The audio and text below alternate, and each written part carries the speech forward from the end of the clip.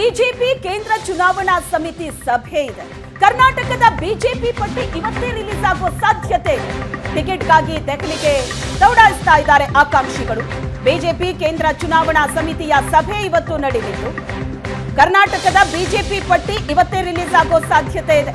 ಮೊದಲ ಹಂತದಲ್ಲಿ BJP ಪಟ್ಟಿಯನ್ನ release ಮಾಡಿದೆ 195 ಕ್ಷೇತ್ರಗಳಿಗೆ. ಆದರೆ ಒಂದು ಕರ್ನಾಟಕದ ಕ್ಷೇತ್ರಕ್ಕೆ ಟಿಕೆಟ್ ಅನ್ನ ಅನೌನ್ಸ್ ಮಾಡಿರಲಿಲ್ಲ. ಇವತ್ತು ಕರ್ನಾಟಕದ ಬಿಜೆಪಿ ಪಟ್ಟಿ ರಿಲೀಸ್ ಆಗುವಂತಹ ಸಾಧ್ಯತೆ ಇದ್ದು ಟಿಕೆಟ್ಗಾಗಿ ದೆಹಲಿಗೆ ದೌಡಾಯಿಸಿದ್ದಾರೆ ಆಕಾಂಕ್ಷಿಗಳು.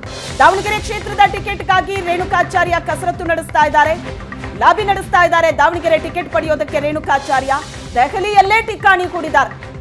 ದಾವಣಗೆರೆಯ ಬಿಜೆಪಿ ನಿಯೋಗವೂ ಕೂಡ ದೆಹಲಿಯಲ್ಲಿದೆ. ಮಾಜಿ ಶಾಸಕರು, ಜಿಲ್ಲೆಯ ಮುಖಂಡರು ಈಗಾಗಲೇ ದೆಹಲಿ ಸೇರಿದ್ದಾರೆ. ರೇಣುಕಾಚಾರ್ಯ ಪರ ಬ್ಯಾಟ್ ಬೀಸೋದಕ್ಕೆ ದೆಹಲಿಗೆ ಭೇಟಿ ನೀಡುತ್ತಿದ್ದಾರೆ. ಕೇಂದ್ರದ ನಾಯಕರ ಜೊತೆಗೆ ಇವತ್ತು ಸಭೆ ಇದೆ. ನಾಯಕರ ಜೊತೆ ಸಭೆಯ ಹಿನ್ನೆಲೆ ದೆಹಲಿಗೆ ಬಂದಿದ್ದೀನಿ ಅಂತ ದೆಹಲಿಯಲ್ಲಿ ಮಾಜಿ ಮುಖ್ಯಮಂತ್ರಿ ಬಿಎಸ್ ಯಡಿಯೂರಪ್ಪ ಹೇಳಿಕೆ ಕೊಟ್ಟಿದ್ದಾರೆ.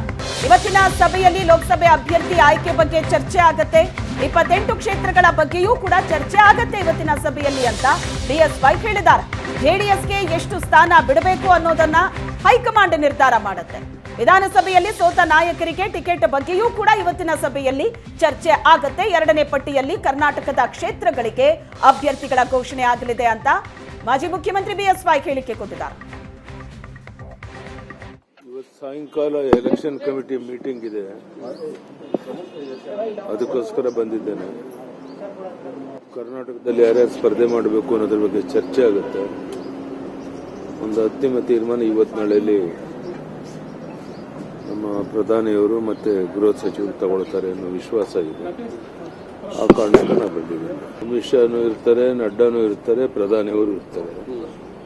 ಎಲ್ಲರ ಸಮಕ್ಷಮ ಉಳಿದಂತ ಕ್ಷೇತ್ರಗಳ ಒಂದು ಅಭ್ಯರ್ಥಿಗಳು ಯಾರಿರಬೇಕು ಅನ್ನೋದ್ರ ಬಗ್ಗೆ ಚರ್ಚೆಯಾಗಿ ಅಂತಿಮ ತೀರ್ಮಾನವನ್ನ ಪ್ರಧಾನಿಯವರು ಗೃಹ ಸಚಿವರು ತಗೊಳ್ತಾರೆ. ಸರ್, 2ನೇ ಪಟ್ಟಿಯಲ್ಲಿ ನಿರೀಕ್ಷೆ ಮಾಡಬಹುದಾ ಕರ್ನಾಟಕದ ಅನೌನ್ಸ್ ಆಗುತ್ತೆ? ಮೋಸ್ಟ್ ಪ್ರಾಬಲಿ ಆಗಬಹುದು ಅಂತ ನಾನು ನಂಬಿಕೆ ಇಟ್ಕೊಂಡಿದ್ದೀನಿ. ಎಷ್ಟು ಆಗುತ್ತೆ, ಎಷ್ಟು ಕ್ಷೇತ್ರ ಆಗುತ್ತೆ?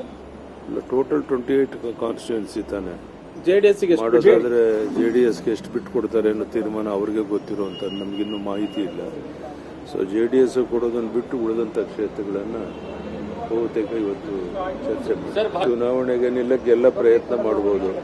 ಅಂತಿಮವಾಗಿ ಆಯಾ ಪಕ್ಷದ ಮುಖಂಡಗಳು ತೀರ್ಮಾನ ತಗೊಂತಾರೆ. ಆ ತೀರ್ಮಾನದ ಅನ್ವಯ ಅಭ್ಯರ್ಥಿಗಳು ಆಯ್ಕೆ. ಸರ್, ಮೊದಲ ಪಟ್ಟಿಯಲ್ಲಿ ಒಂದಷ್ಟು ಹೊಸ ಹೆಸರುಗಳೆಲ್ಲ ಬಂದಿದೆ. ಕರ್ನಾಟಕದಲ್ಲೂ ಹೊಸ ಹೆಸರುಗಳು ನಿರೀಕ್ಷೆ ಮಾಡಬಹುದಾ? ನಾನೇನು ಈಗಲೇ ನಿರೀಕ್ಷೆ ಮಾಡೋಕ್ಕಾಗೋದಿಲ್ಲ.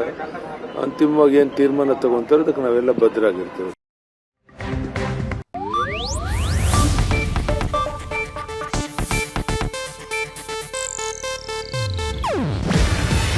ಇದು ಏಷ್ಯಾನೆಟ್ ನ್ಯೂಸ್ ನೆಟ್ವರ್ಕ್ ಪ್ರಸ್ತುತಿ. ನೀವು ನೋಡ್ತಿದ್ದೀರಾ ಏಷ್ಯಾನೆಟ್ ಸುವರ್ಣ ನ್ಯೂಸ್.